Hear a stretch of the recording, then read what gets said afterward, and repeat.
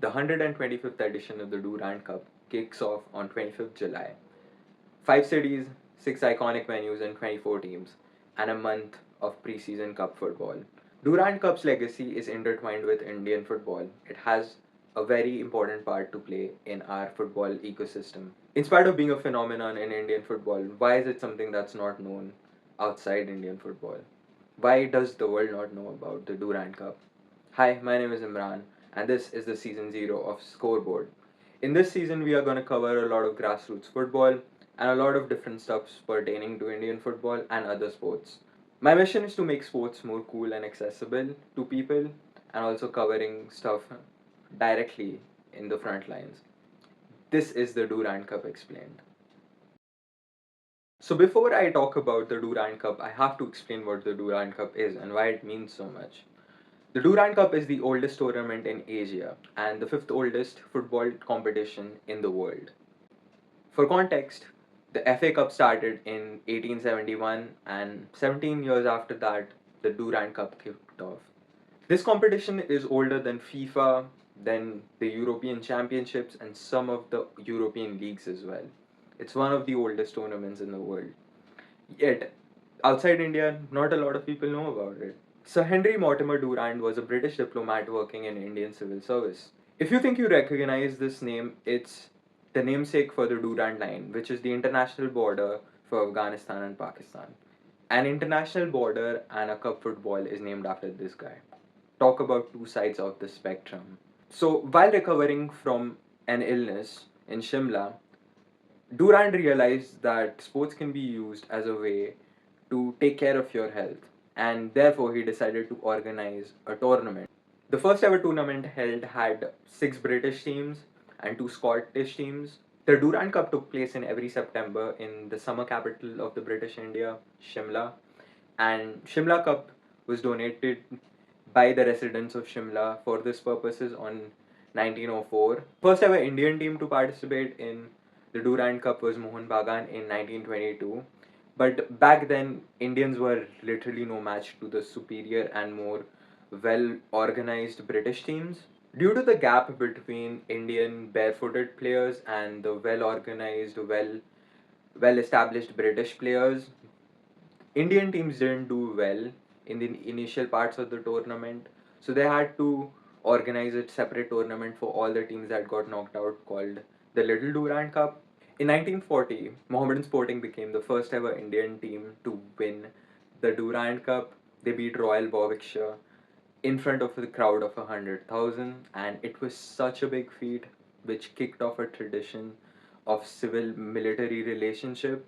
This was a very big moment considering the time and the phase in which India was. At that time, this is pre partition and nationalism is an all time high, and seeing a feat like this, it meant a lot to Indian people. This is a big achievement considering before Mohammedan, it was only army teams that won the Durand Cup. And one of the teams which caught my eyes while researching this was Blackwatch. And my first thought was, what is Blackwatch? Like, is it like something Call of Duty, like Black Ops, something something? And apparently, it is something. It is a team. So I just researched that Blackwatch is the Royal Regiment of Scotland, which is pretty cool. They have such a fire name for their regiments. And also, Blackwatch is one of the most successful teams pre independence in Durand Cup. Like, that's a fun fact. They have three-peated in the Durand Cup, which is kind of crazy.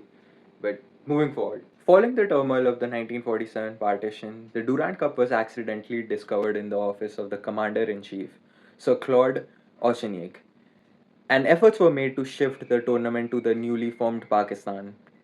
This was strongly resisted by Defense Secretary H.M. Patel, who acquired and stored it in the State Bank of India, ensuring the Durand Cup stays a part of Indian football. After independence in 1947, the tournament resumed in Delhi in 1950 and was held there annually until 2013. The President's Cup replaced the Viceroy's Trophy post independence, introduced by Dr. Rajendra Prasad in 1950. It is awarded permanently to the winning team and features a circular disc atop Ashok Lion capital. Post independence, the tournament became an East Bengal and Mohun Bagan affair for decades. Mohun Bagan are the most successful team in the history of the tournament, with 17 wins. East Bengal are a second with 16 titles. Mohun Bagan are the only club to win three consecutive editions twice, and East Bengal has done it once. Northeast United are looking to make this feat happen in 2026. The Durand Cup has produced legends like Baichung Bhutia and Sunil Chhetari, both making names for themselves in this competition in earlier in their careers. Baichung Bhutia has an iconic bicycle kick from the 1993 Durand Cup, which I've seen a lot of East Bengal fans refer to all the time, and it's a pretty sick goal. It was against the border security forces in the 1993 Durand Cup, I'm very sure. The Durand Cup's popularity waned in the 1990s. The rise of cricket and exposure to international football leagues on television overshadowed the tournament. New domestic leagues like the I League and ISL further diverted attention. The 90s brought something India wasn't prepared for: satellite television. Suddenly, every living room in the country had access to Serie A, the Bundesliga, or the Premier League. Football was still everywhere, but the football people wanted to watch was no longer being played in Delhi or Kolkata. It was being played in Manchester and Milan. The Durand Cup felt it immediately. Attendances thinned, clubs began sending weekend squads, second string lineups, and essentially B teams in the jerseys of giants. The tournament that had once packed 100,000 people into a Delhi ground to watch Mohammedan Sporting make history was now being treated as a scheduling inconvenience. By the mid 2000s, the decline had accelerated. The Indian Super League had arrived, bringing with it franchise football, celebrity owners, and the organized chaos of brand new league structure. The calendar was suddenly full, and in a full calendar, something has to give. It was the Durand Cup. The great clubs of the country simply stopped prioritizing it. Mohun Bagan and East Bengal, the two institutions that had shaped this tournament for half a century, won a combined of two Durand Cups across the entire 2000s. The Goan clubs, who gave it more respect, took over. Churchill brothers won three times in 5 years. And then in 2015, the tournament was cancelled altogether. The reason given by the authorities? No suitable dates. The tournament that had survived two world wars, survived a partition, death of British Empire, was cancelled because no one could find room in the calendar. And for 2 years, between 2015 and 2018, only a single low-key edition was held. In 2016, won by Army Green. The oldest football tournament in Asia was for all practical purposes on life support.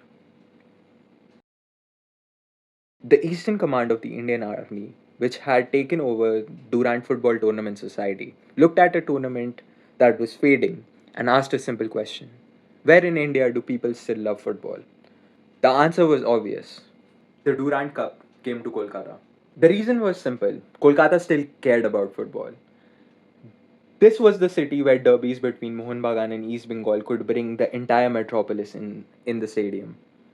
This was the city where football was not a sport, but a religion, a language, a way of sorting the world into us and them.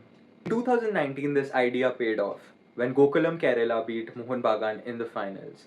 The stadium was packed and the tournament was finally buzzing again. Then in 2022, something significant happened off the pitch. The AIFF made the Durand Cup mandatory for all ISL clubs. The reason was administrative. A club needed to play a minimum number of domestic games to qualify for the AFC continental competitions, but the effect was transformative.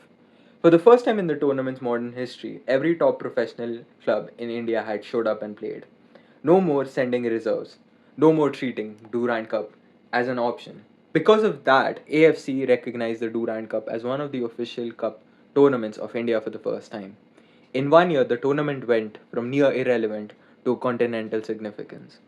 Since 2019, Durand Cup has expanded from a 16 team event to a 24 team competition, growing to span multiple cities across eastern and northeastern India, states that have always had a deep relationship with football and rarely had the platform to show it. This was the biggest transformation of the Durand Cup. There are three trophies awarded in the tournament: the Durand Cup, which is a rolling cup in the sense that the winner keeps it for a year and then has to give it back. The same with Shimla Cup, which was donated by the residents of Shimla, and the President's Cup. By the way, side tangent, I think President's Cup is one of the most beautiful, if not the most beautiful, Indian sports trophy of all time. Like, it has to be the most beautiful sports trophy in India right now. That is a trophy that the team can keep permanently. Like, they can just keep it. And if I was like a team owner or like a representative of a team, I would be very happy about that. So, what's the story of the Durand Cup up until now? In the 131st edition, which is 2022, Bengaluru FC defeated Mumbai City FC 2-1 to secure their maiden title. For the first time, all ISL clubs participated. In the 132nd, Mohun Bagan Super Giants beat East Bengal, a derby, with Dimitri Petratos scoring a 71st minute goal. Mohun Bagan became the first ever team to win 17 Durand Cup titles, ending a 23-year drought. In the 133rd edition, Northeast United beat Mohun Bagan Super Giants in penalty shootout to claim the title. By the way, a fun fact about the 133rd edition, which was in 2024, I went to the final. That was my first ever Durand Cup game I visited live, and it was literally the final, and it was the first ever time Northeast United had won a trophy. So anytime I meet a Northeast United fan, like my talking point is always that I was there when you won your first ever trophy, which is pretty cool. And I plan on doing that this year as well. Northeast United won their second trophy in the following season in the 134th edition, beating Diamond Harbour 6-1, by the way. It was a thrashing, it was pretty bad. But yeah, they are looking to three-peat in the 135th edition. I'm going to make a full preview on the 2026 Durand Cup once the schedule comes out. I plan on going to a game this year, hopefully to the final as well. And it's going to be an amazing video. I hope so. I'm going to give my predictions as well as talk about more interesting facts about the Durand Cup, especially the 2026 edition. And I hope you are there for it. Please subscribe to this channel so that you can get more updates on local grassroots football as well as the Durand Cup. I plan on making an entire guide of summer Kolkata football, so make sure you check that out. My name is Imran, and thanks for watching the Scoreboard.